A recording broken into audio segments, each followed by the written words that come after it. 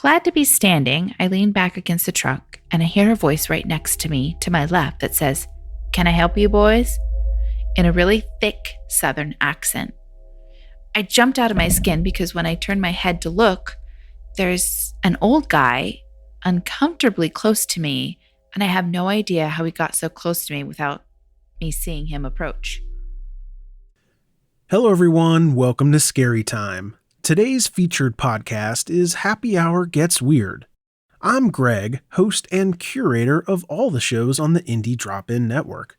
Every week I find a scary or paranormal episode that I think you will love from an independent podcast creator.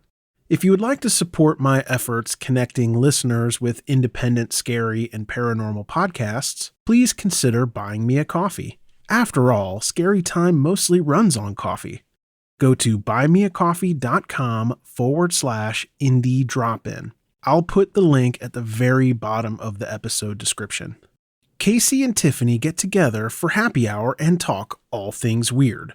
From true crime, the occult, serial killers, and paranormal, it's all on Happy Hour Gets Weird. If this episode sounds familiar, that's because it's a replay from January 2021. Scary Time was much smaller back then, and I hope all the new folks really enjoy this episode. As always, links in the episode description. All right, we're going to get this show started after a quick word from our sponsors. Begin. Hi, and welcome back to our first one and done episode in our fall series Happy Hour Gets Spooky. As you can tell, we have a little bit more spooky music for you. We are reading some listener ghost stories today. So be prepared and don't listen alone. I'm so excited. So I guess I should introduce myself. I'm Cassie. And I'm Tiffany. And this is Happy Hour Gets Weird. It's our one and done episode. Let's get spooky. Let's get spooky. Okay, so what are you drinking? I'm just drinking some wine in honor of Mike Wine Guy, who has a YouTube and he talks about wine and interviews sommeliers and wineries and restaurants that carry wine. It's fantastic. It's Mike the Wine Guy on YouTube. He sent us a story and requested specifically that we drink wine during this episode. So I did it. There you go. All right. Are you ready to get started? I am ready to get started. Oh, that means I actually have to get started. Yep, that means you're ready. Okay, so our first listener story comes from Jeremy, who is the host of the Storage Papers podcast, which is a fantastic fictional horror podcast. And you can find that on Apple, Spotify, Stitcher, all the podcast platforms. I highly recommend it. He is an amazing writer, and it's incredibly spooky. So his email starts out, back in August of 2006, my family moved from Arizona to North Carolina. A friend of mine from high school and his wife helped us move. My wife was pregnant with our second kid, so she and my friend's wife flew out to North Carolina while my friend Robert and I drove a 26-foot rental truck, towing our car on a trailer behind it. We made the trip in 5 days, driving 12 to 16 hours a day, switching off driving every time we filled up for gas. From the Phoenix area, we headed north to Flagstaff, then took 40 the rest of the way. Toward the end of our trip, we were still on Highway 40 going through Arkansas, and in the early evening, just before dark, we hit the heaviest rain I had ever seen. We had to pull over to the shoulder until the rain passed because visibility was zero. We waited for a while until the rain lifted enough for us to see the road, then started our elevation gain into the Ozarks. Within an hour, We had about a quarter tank of gas left, so we decided to pull off at the next gas station we saw, since the mileage wouldn't be as good in the hills. Just after 9 p.m., we saw one and took the exit. It had been drizzling until we pulled up to the pump, and then the rain just stopped. There were tall trees surrounding the gas station in every direction, and I remember thinking how quiet it was. I couldn't hear any bugs or animal noises, and the only thing I recall hearing was the dripping of water off the roof above me. I got out of the driver's seat, and Robert walked around to my side to ask if I wanted any snacks or drinks. At that point, I didn't care. I just wanted something hot. So I asked him to grab a corn dog, nachos, or anything that was sitting in the heat lamp less than 2 days old, and a Gatorade. So he walks into the store while I start pumping gas. While I'm standing and stretching out my arms and legs, I notice he's pacing back and forth in the store. Eventually, with his hands full of junk food, he props the door open with his foot and says, "Nobody's here, dude." So I jokingly say, "I guess it's all free then." So he goes back inside and plops everything down on the counter. Then he disappears where I can't see him. Glad to be standing, I lean back against the truck and I hear a voice right next to me to my left that says, "Can I help you boys?" in a really thick Southern accent. I jumped out of my skin because when I turned my head to look, there's an old guy uncomfortably close to me, and I have no idea how he got so close to me without me seeing him approach. The tank I was filling up was just behind the cab, and there was over 20 feet of truck to my left and another 20 feet of trailer. I had nearly an unobstructed view, minus the next gas pump where the guy would have approached from.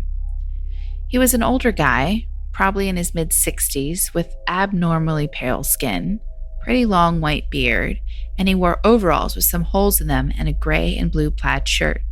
He looked like he just stepped out of a Western movie and just stood there and stared at me, waiting for me to respond.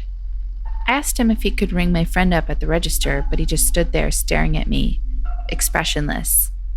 After a moment, I asked if he was okay, and he didn't respond. By this time, I was glancing at the pump to see how many gallons I'd gone into the tank because the dude was creeping me out. And then, without another word, he just turned around and started walking away. I looked around to see if any other vehicles were near, and there weren't. I just watched him walk past the building to the left and across the freeway off-ramp, then into the woods. As soon as he was out of sight, it started raining again, and then Robert came running out of the store trying to make it to the cover over the pumps to avoid getting soaked. As he started handing me a disgusting-looking hot dog and some mustard packets, I asked him if he saw the guy I was talking to, and unfortunately he didn't. Then I asked, "You didn't just walk out with these, did you?" He said, "No, the guy at the counter was dropping a deuce when I first went in, and he must have heard me yelling at you from the door. Apparently the guy propped the bathroom door open and told Robert he'd be with him in a minute." Robert was laughing when he told me the guy didn't wash his hands because the toilet was still flushing as he left the bathroom.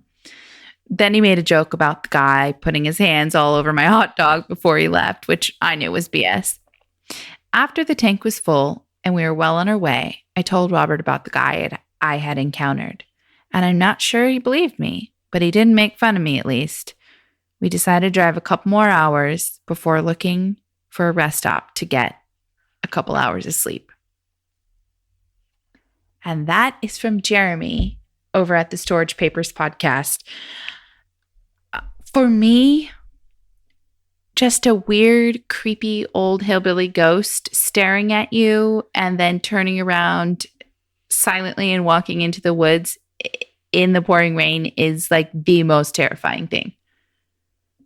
It is scary, but it's also kind of, I mean, that was probably his routine, was to walk this certain stretch and then go home. Yeah. And the description was fantastic. I could perfectly picture him. I mean, he's a fantastic writer. Yes, so definitely. check out, if you are into fictional horror podcasts, or even if you're not and you're just kind of intrigued by Jeremy's writing, check out the Storage Papers. And you can also go to thestoragepapers.com to get, where you can listen, he and all of his information on the podcast there. So thank you so much, Jeremy, for sending that in. We loved it. Yes, thank you so much. Okay, so our next story is from Leon Davis, who is the host of One Good Question podcast. One Good Question podcast is an interview podcast that asks interesting people one unique question and then lets the answer speak for itself. It's a great podcast, and you should definitely check it out. My pet ghost. About 4 to 5 months into our lease, my roommate, who was a magician, got a job as a roadie with Andrew Cole, a Christian illusionist who traveled around the world performing. So my roommate was gone anywhere from 4 to 6 weeks at a time while on tour. The first time the apparition made himself known, I didn't even consider the possibility at the time of the incident. I was sitting in the living room watching television, and my roommate had been gone on tour for a couple of weeks. All of a sudden, I hear something hit the floor in his bathroom. I get up to investigate and notice a frame with a quote on the floor flush against the back wall. Having never spent much time in his bathroom, I thought nothing of it and set it in the corner, then returned to the couch. When he returned home a few weeks later, while he was unpacking, he noticed it on the counter and asked if the frame had fallen. I walked into his room and told him that I picked it up after it fell. He then takes the frame and places it above his mirror. I ask him if that was where it sat initially, and he says yes. I then explained to him that I found it a full 6 feet away, flush against the back wall, and it didn't make a noise like it hit the counter when it fell. So we both chalk it up as weird and move on with our lives. The next incident occurs when he is on the road again. We had an ironing board that we kept set up in the kitchen with an iron on it. We didn't use it a ton, but we were guys and it was easier to leave it there. Once again, I am lounging on the couch watching TV, and I haven't thought about the iron or the ironing board in weeks. Suddenly, the iron falls off of its perch, reminding me of its existence as it hits the floor and scaring the daylights out of me. Mm-mm. At this point, I am sure that something is going on involving a ghost, and my roommate concedes that it is an odd set of circumstances.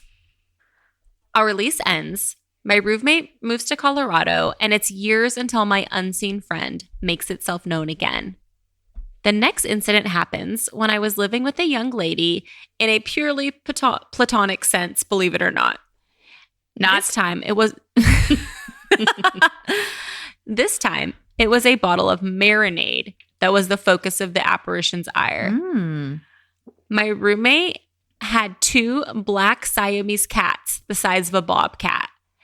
They were abnormally large for house cats before the whole hybrid trend began.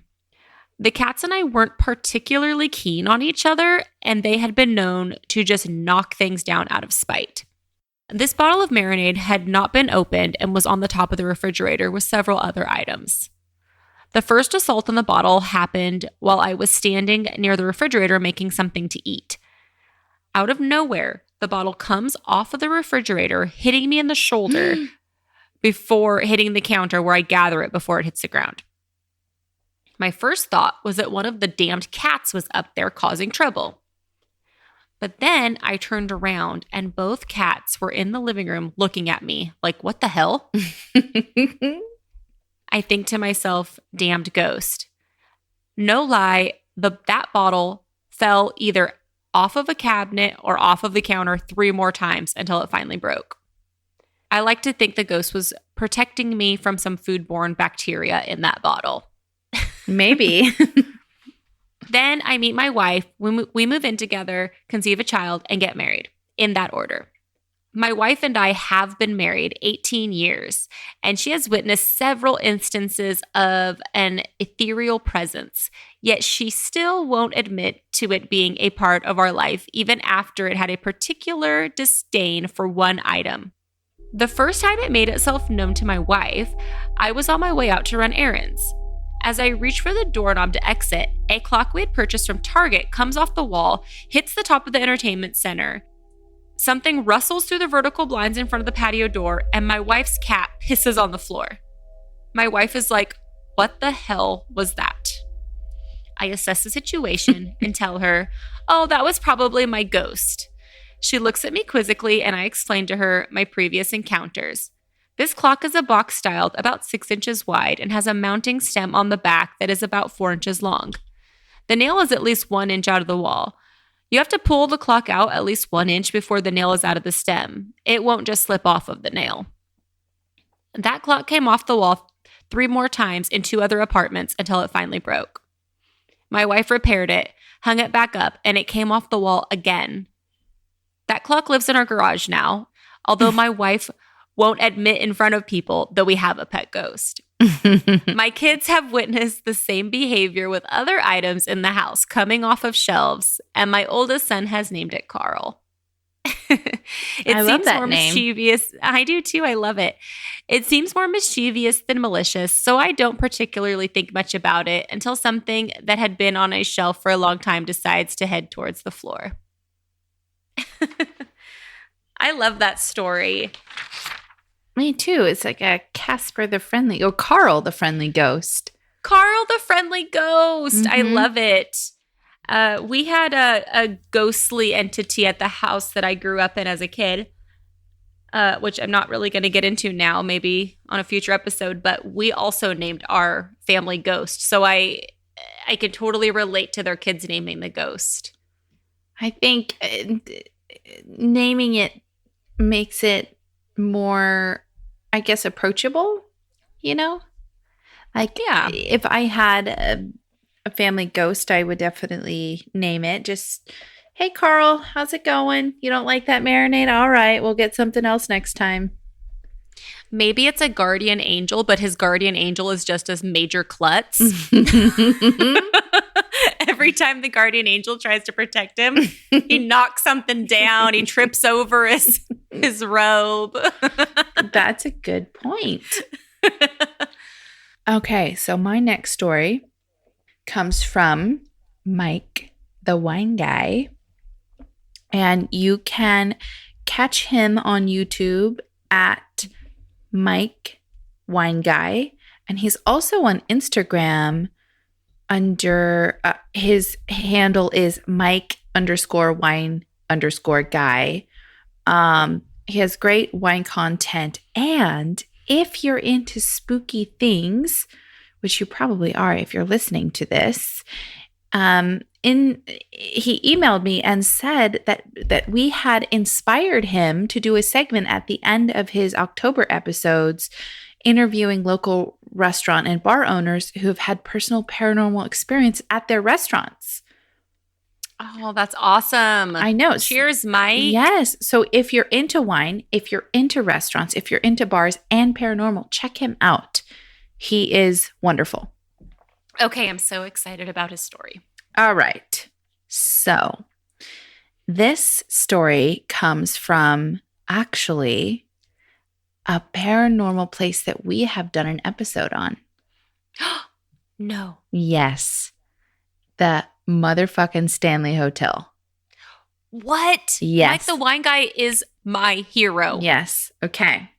Not all heroes wear capes. Some of them drink wine. So he says, January 2019.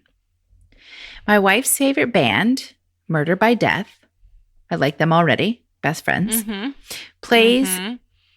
They play in very interesting venues, including the Stanley Hotel every year. How fun. What a cool idea. Yes. And he says, I suspect I don't need to go into much detail about the hotel.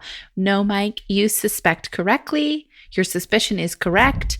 You do not. We are familiar with the Stanley Hotel. We're obsessed.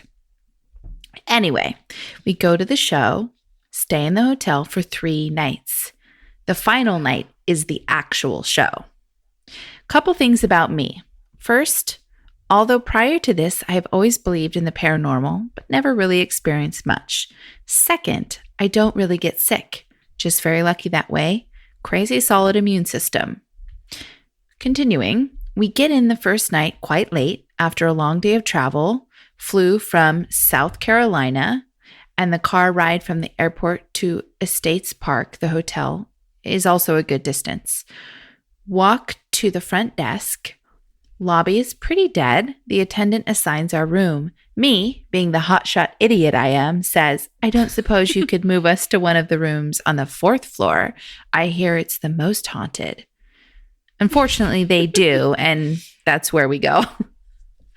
Fortunately for us. Yes. Night 1. Tiny room, nothing crazy spooky. 1 bed, bathroom, upright closet. This seemed like the spookiest part of the room. I took pics inside and all around the room, maybe caught orbs, but most likely dust or reflections. The room is actually a little warm, but there's no AC. I suspect it's rarely needed.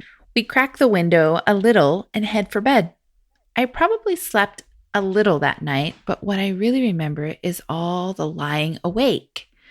Not much spooky to tell. Old hotel, lots of noises. The only thing that was consistent, the sounds of footsteps from the ceiling. Good bit for a good while. The next day, first of all, I wake up and start to feel sick. Again, super weird. To be clear, I acknowledge after reading later, this is very likely altitude sickness. I had never experienced it, but very likely the reason, nonetheless, weird. We enjoy a sight or two within the town and return, still not feeling great, but not going to ruin our vacation over it. When we get back, I inquire at the desk about the folks in the attic I heard the night before. As you likely guessed, there is no attic. The hotel was originally 3 floors, and the 4th floor is what was previously the attic. Literally the only thing above us was roof. My wife later confirmed this from the outside looking up to the room. So creepy, but not bad. I was a little excited to actually experience something. After dinner, we did the haunted tour. It was very good. Several things to mention. First, the tour seemed too haunted to be true. At one point, the lights flickered in several rooms, way too much, and seemingly interacting with things the host and the guests were saying. If I were on that tour anywhere else, I would have immediately assumed it was all staged. But being the most famous haunted hotel in America and having so many ghost hunter type folks swing by, it seemed so strange to have such obvious bullshit. So who knows?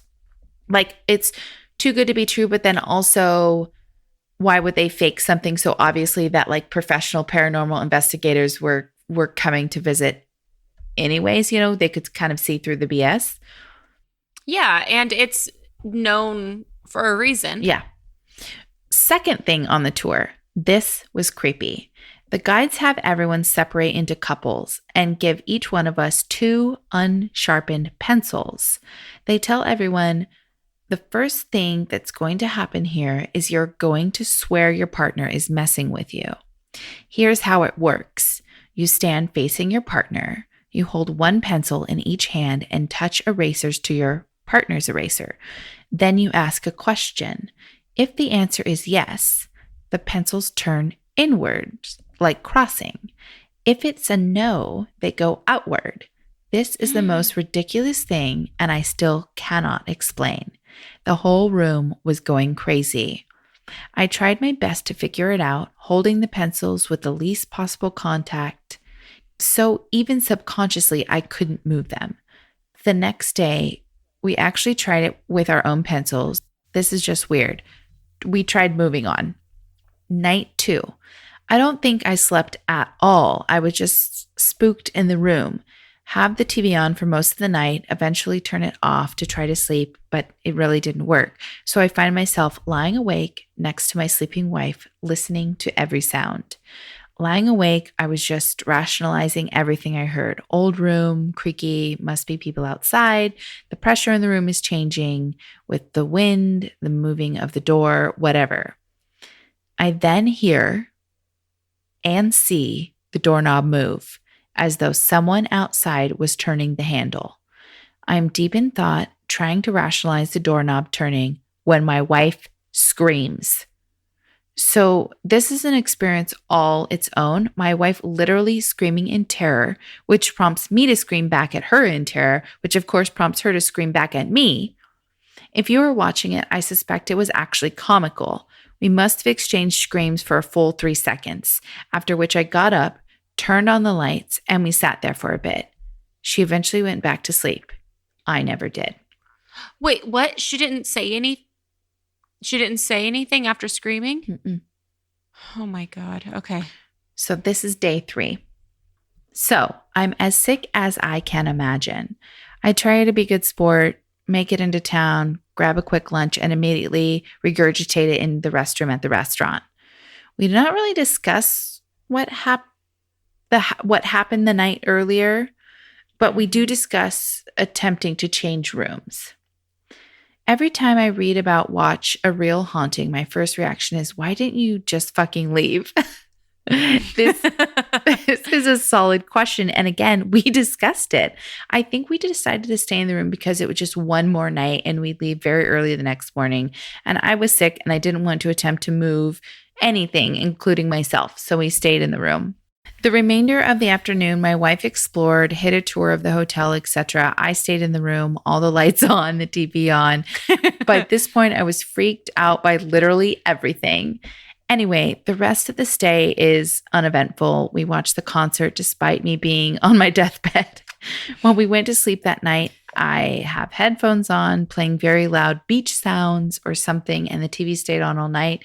We had to be up at 4 a.m. to catch our flight, so I literally watched TV and the clock counting the minutes until we could leave. We gather our stuff and leave. I still feel horrible, and to reiterate, I'm sure this is altitude sickness, but I just do not get sick. We get in the shuttle towards the airport, and I feel better just moments after leaving the hotel. We spend the ride to the airport mostly in silence, but I'm just feeling better and better. Again, dropping altitude, I don't know. Almost done here. I know, long story. We check in at the airport and get breakfast. First time I have eaten normally in days. I have a huge plate of whatever and finally talked to my wife about what happened on night 2. Up until this point, we had not discussed it. After hearing the doorknob turning and trying to rationalize what it could be, I turned to look at it. Hard to tell what happened at first. My wife screaming, or me seeing it, but either way, I turn to look at my wife and see it. By the way, I'm getting cold and on edge typing this. Fun stuff. What I saw was not like a super clear movie ghost. It was like a white, blurry, floating figure. Best description is a long white dress. She was basically lying over my wife's legs, crawling up towards her head. Then we began screaming. My screams were 20% terror, 80% scare this thing away. I guess I assume my wife saw the same thing as she was the first to scream. While recanting this to my wife over breakfast, she suddenly became very shocked. She had, in fact, not seen anything that night, but she gave me some info that I hadn't heard yet. First, apparently during her hotel tour, after which she didn't tell me any of this, she randomly asked about our room just to see if there were any particular stories. They told her that the common haunting for that room was a woman dressed in all white who tries to possess single women staying there. I just got goosebumps. I've had goosebumps for a minute. So this is pretty darn close, although my wife is thankfully quite married. Second, her impression of the night in question, despite not actually seeing anything, was a dream that felt as though someone was attempting to take over her body. Again, weird. Third, and maybe my best, my wife is way more skeptical than more skeptical than most, I'd venture to say. But she finally told me what I apparently said to her after our screaming fit, which she just assumed I said as a word husband. I said, "Where did it go?" So there's my tale, maybe not the creepiest, but all my real experience and a weekend I will not likely forget. Oh my God, that was very creepy. Super and creepy. Amazing. Super creepy. Mike, Mike, you're amazing. You are amazing. Thank you so much for sending that. And your wife is a badass. Yes. I think that ghost only goes after single women because if not, see the husband screaming ruins her possession. Yes. Oh my God, I want to go to the Stanley so bad. Oh my God, that would be so cool. I'm terrified to go there now. I thought it was cool before because I'm a Stephen King fan, but now I don't want to go there at all. It's our duty. Okay, fine. It is our duty. It's our duty. I will go. But I'm only I'm not sleeping there. I will go do a tour.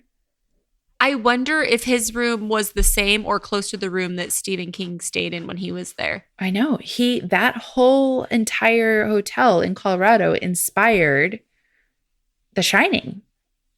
Yeah. He had a paranormal experience there that inspired The Shining. Oh man, that's so good. Oh. And what a cool band. Yeah. Okay. So I'm trying to stay focused after that story because it was so good. And now I just can't. Can you stop thinking about imagine it. if you were sleeping and you looked over and there was an apparition climbing up your husband's body trying to take over? That is pretty sure on The Grudge 2020. There's a similar thing. Pretty sure on 50% of all horror movies, the image of something crawling up your bed towards you. No fucking way. I cannot deal. That is so fucking scary. That's why I go to sleep every night listening to Bob's Burgers. Straight up heart attack. That's why I don't sleep in the dark. Fuck all that shit. Oh, no. I would have screamed. I would still be screaming. If I was Mike, I would be like, and I continue to scream to this day. That would be my claim to fame. This story is actually from my cousin. Well, cousin-in-law. He is married to my cousin who is a fan of the show. And it's almost her birthday. So happy birthday, Beck. She's amazing. She is. Also, my cousins and I were all freakishly close. Mm-hmm. Abnormally close. We're pretty much like siblings. We all lived together at various times in our lives. And somehow I have never heard the story, which is pretty crazy. Really? That shocks me because you guys are like siblings, all of you. Yeah. And so even though this is from like my cousin-in-law or however you'd say it, like I've known him since I was in 5th grade. So it's just really weird that I've never heard this story. All right. So here it goes. When I was 6 years old, my grandpa owned a house in South Sacramento. Over the years, almost everyone in my family spent time living in this little house. My aunt, my mom's oldest sister, lived in the house right before my family lived there. I would be over there a lot to play with my cousin. I have bits of memories of my aunt doing things I thought were really weird. Okay. I would hear her talking in the next room, and when I would ask if she was talking to me, she would tell me, "I am not talking to you. Mind your business." Okay. She would then continue to talk. One time, I overheard her saying, "Are you listening to me? Show me a sign if you were listening to me." Then I heard what sounded like silverware hitting the floor. I'm out. Cassie's already left the story. Once I spent the night there with my cousin. I woke up to a tug and something pulling me from the room. Sleepily, I walked into the living room to find it dark, aside from several candles that were lit. In the middle of the room was a board. What I now know was a Ouija board. Nope. when my aunt saw me and my cousin out of bed, she rushed us to her bedroom, threw us on the bed, and told us not to leave. I started crying, and my cousin shushed me until I calmed down. Once I stopped crying, the entire house became eerily quiet. Then I heard my aunt scream, and I saw a shadow pass by the window. I covered my ears when I heard that scream. I can't do this. I can't do this. You're okay. It's okay. A few minutes later, my aunt came and got us, saying everything was all right now, and took us back to my cousin's room. Needless to say, I didn't sleep that night and watched as the sun came up the next morning. After this incident, there were stories about my aunt trying to get rid of the Ouija board. She once threw it away, another time snapped it in half, but somehow it would always reappear in the house. Finally, she burned it, and she said that when the wood board hit the flames, it made a screeching sound. I learned of these stories years later from a family member. Eventually came the day when my family took over the little house. Oh, geez. It was foolish, but my mom chose to live rent-free, even though she knew the kind of things my aunt had been doing in the house. Move-in day was long and tiring. Although we did get to take in my uncle's dog, Chato. He was a very well-trained pit bull. Still only halfway moved in, that night my sister and I slept on the mattress on the floor of the bedroom next to a closet. I used to sleep like a rock. That night, I woke to my sister shaking me. As I wiped my eyes, I saw my sister scrambling to her feet and running out of the room. I looked in the closet, and like the fuzziness of a channel you don't have back in the day, sitting on our Red Ryder tricycle was a little boy with a huge head. His feet and legs were moving like he was riding the bike. He turned his head towards me and waved a slow wave. I tried to scream, but my mouth opened and nothing came out. I tried again, but in fear, nothing came out still. Finally, I was able to move and ran from the room. My sister and I were crying and falling over each other to get to our mom. We cried that someone was in our room. My mom initially was like, "What the hell is wrong with you guys?" But once she saw the fear in our faces, she yelled into the room, "I have a gun and my dog is going to bite you." She told Chato to sick him. I watched Chato go into the room, make 2 little circles on the bed, and lay down. My mom called 911 and some family members. The police came, and I remember the SAC PD saying, "The window is open, so either someone was here and jumped out, or they saw a shadow," laughing under his breath. No one found anything. My mom was looking at us, about to explode. Then my aunt said, "I'm sorry. I thought I took him with me. I thought when I moved, he came with me." I didn't understand what that meant at the time.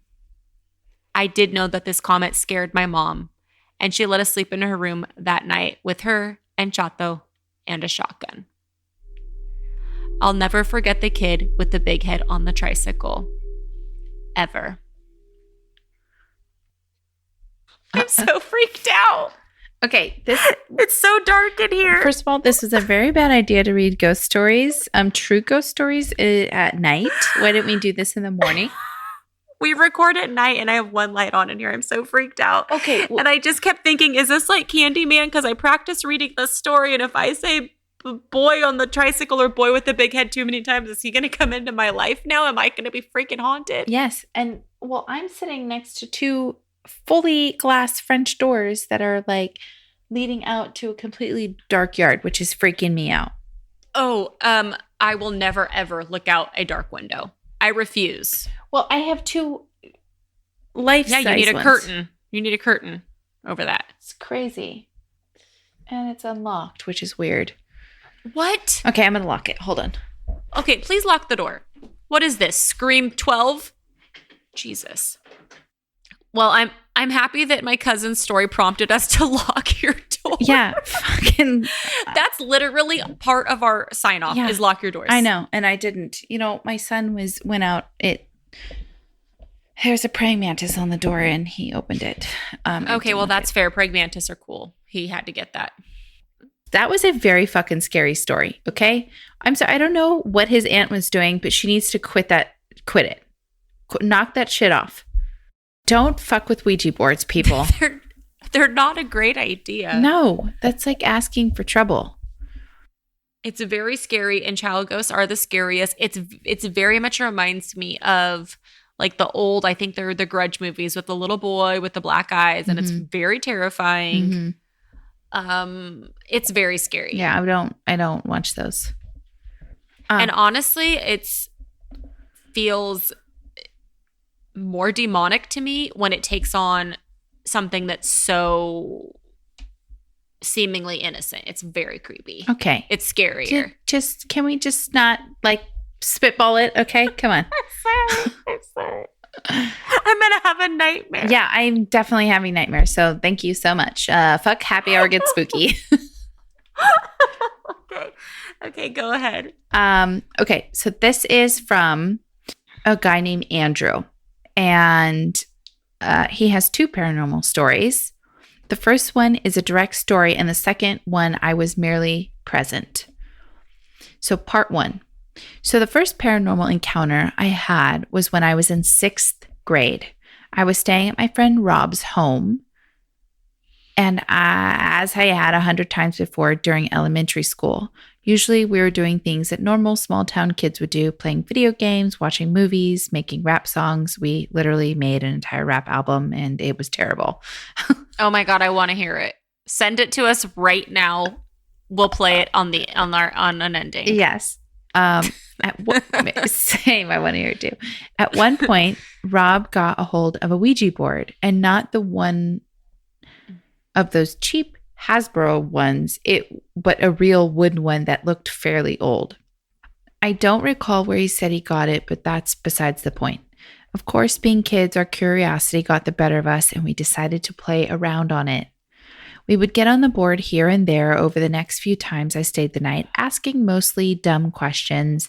I remember one time I was trying to find a spirit of Sam Kinison, of a comedian that had just died. I had no idea who he was at the time, but knew he had just died that week. I remember, though, I forgot his name and mistook his name with Rodney Dangerfield, another name I knew, but didn't really know who it was. After all, I was 11. Well, at the time, Rodney Dangerfield was not dead, but whatever was on the board was very agreeable and went along with pretty much anything I asked. Yes, I'm Rodney Dangerfield. Looking back at that, I always laugh. By the way, just typing this up, my eyes are getting watery. I don't know what it is, but with this encounter in my life, my eyes get watery when it happens. And every time I encounter something I believe to be paranormal or see something on TV that is believable, my eyes get watery. It's not fear, because I would love to go ghost hunting, to be honest. I don't know what it is, but as I write this, they're beginning to water as I get to the creepy part. I think that's like a physiological response to something that you feel strongly about. Yeah, my eyes are watering. So every time since the first time at Rob's house, we would encounter an entity on the Ouija board that would refer to itself as G. We would ask it to elaborate on its name, and it would just go to G. The only answers G would ever give us were yes and no. It would never spell anything out. Well, I remember at one point Rob asked if it was a good spirit, and this is where things got a little weird. The planchette got a little faster after Rob asked that question, doing aggressive figure eights around the board and occasionally stopping on the moon symbol or the letter G. We had no idea what that meant, and I still don't, to be honest. The more we asked it questions, the more aggressive it got. Finally, we were both pretty freaked out and decided we were going to leave the room and go watch TV in the living room across the other side of the house. Looking back, we knew nothing about closing the session, and we literally just walked away. So we went out to watch the movie Tombstone in the living room, and we didn't get very far. Rob's dog, almost immediately when we sat down, runs back to the hallway, runs right up to Rob's room, which is ominously at the end of a long hallway, and begins to bark. His dog almost never barked, yet here it was looking basically directly at the Ouija board through the doorway, barking. Within 10 seconds, his dog came running back, whimpering. We went over to the couch and sat back down quickly. His dog, Muffy, who names her dog Muffy, came running to us, still whimpering. When she jumps up on Rob's lap, that's when he notices her right eye is festered shut. There was a brief moment before Muffy ran to the living room where she was sitting on Rob's lap. Neither Rob nor I noticed anything wrong with her eye, and she certainly was not whimpering. We both are really freaked out now, not knowing what to do. Then the power in the entire house went out. We left. I did not return to Rob's house for a few months, and to be quite honest, we never really talked about it. I never asked what happened to the Ouija board or what happened when you went back home. I think we both just decided not to speak about it. We grew apart over the years, but just writing this makes me want to call him and ask that. Oh my gosh. That's great. That's scary. That's I hope not, the dog's okay. No, that's not fucking great. I mean, it's a great story, and I hope the dog's okay. I hope her eye got better. Yeah, I don't know how Muffy turned out, but that is scary, and that's exactly why you do not mess with the Ouija board. So this is a second story Andrew sent in, and he says, this one is less exciting because I did not personally witness anything. I'll just summarize it very quickly. It was during high school, and we were at a house in Chico, California. Whoop, whoop, Chico, that's close to us. What do they say in Chico? Here's to the nights we don't remember and the days we'll never forget. Yes, I forgot it immediately. Yes. Cheers to Chico. It's a fun town. It's actually City. Quite beautiful, in my opinion. It's fun. They have a lot of beautiful trees there. Old trees. It is a fun town. I've spent many a night in Chico, in which I don't remember. None of my stories involve ghosts, but they're all great. Oh, well, ghost of boyfriends past. Yeah. The only proof that I've ever been there outside of my, alcohol blackout is probably my ATM records. Yeah. Okay. There are about 6 or 7 of us, and 4 of us decided to play around on the Ouija board. Andrew, stop with the Ouija board. You didn't learn your freaking lesson, Andrew? Stop. This is at least 4 years after the first story, and I remember being super apprehensive. They turned off most of the lights except some candles to give it that creepy feeling. To be honest, it was pretty uneventful. What you would expect during a Ouija board session with friends, accusations of "you're pushing it," and mysterious conversations with one-word replies from something. Mm-hmm. What I remember of this, feeling cold, like a cold breeze had come through the window, now ice cold, but that feeling you get in fall when you have the window open and the wind picks up ever so slightly, reminding you winter is around the corner. What a beautiful sentence. I thought nothing of it at the time, and it merely might be coincidental because it was indeed fall at the time.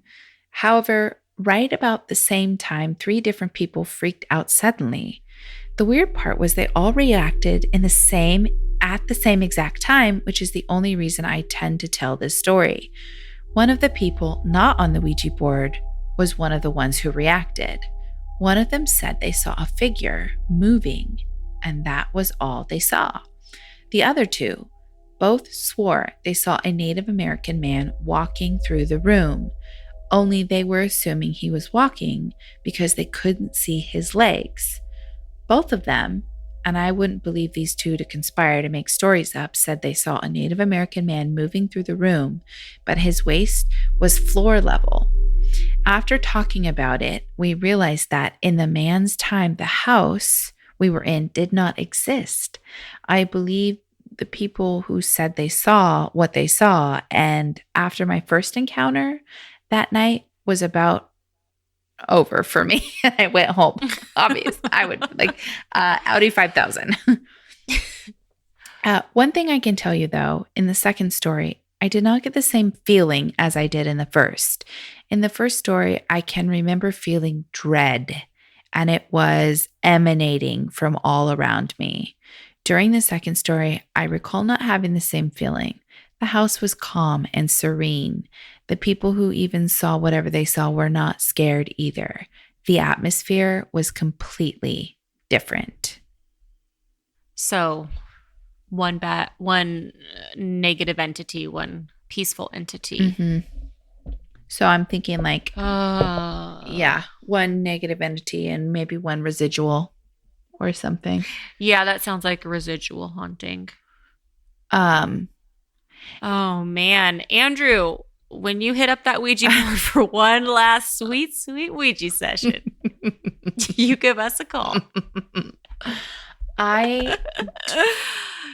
He's got the magic touch for the Ouija boards. I have only used a Ouija board once in my life. Mm-hmm. I'm not going to go into it this episode because my heart cannot take any more palpitations. I will die. Okay. This is actually a great setup because our next episode is about Ouija boards. It is. We are going to explore the history and some crimes. Yes. Associated with the Ouija board. So on the next episode, can we start that episode with your Ouija board story? Sure. Will you be up for it? Yeah. Okay. Yeah. I mean, I don't really F with ghosts because I do not want an attachment. Like that is my biggest fear. I don't want an attachment. And that's why I don't really F with ghosts. I don't care to encounter ghosts. I don't care to investigate ghosts. I have interest. However, my fear takes a higher precedent. I agree. Although I'm constantly singing the Ghostbusters song, I ain't afraid of no ghost. I am a little fearful of attachment. Well, those were fantastic stories. I will have nightmares for an entire month now until Thanksgiving. So thank you so much, Mike Wine Guy and Jeremy from the Storage Papers and Andrew and Tiffany's cousin and Leon from One Good Question. The stories were so great. We really appreciate you guys taking the time. We know it takes time to write them and to send them, and everything's hectic, and we truly, truly appreciate it. Honestly, Tiffany couldn't have said it better. It really does take time to sit down and write out an email, especially like a weird situation that happened in your life that maybe you try not to think about on a daily basis. To having to write it out and put it into words. I mean, I can't imagine if I had to write an email to someone about the time that a ghost tried to possess my spouse. That's terrifying. Terrifying. It is. But it's spooky season and we are here for it. Yes. So on that note, we hope you enjoyed the episode, and I'm going to sleep in probably till tomorrow night for 24 hours. But I am going to love myself. Lock my doors. And I'm definitely going to light some sage after this episode. Cheers to that. Cheers to that. Well, I'm going to watch Disney princess movies now for 3 hours so I can fall asleep. Fuck your life. Gonna go smoke like 10 cigarettes and then watch Dexter. Oh yeah, that'll help you sleep. Actually, Dexter would be better.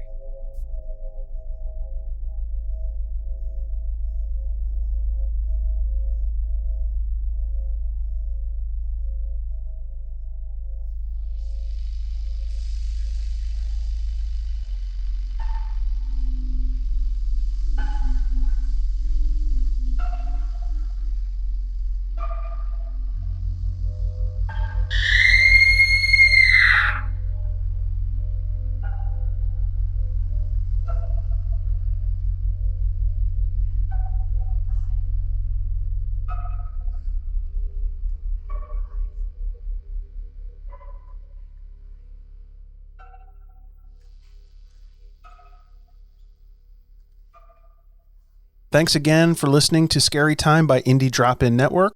Check out all of Indie Drop-In shows at indiedropin.com. If you would like your show featured, reach out to us at Indie Drop-In on all social media or go to indiedropin.com.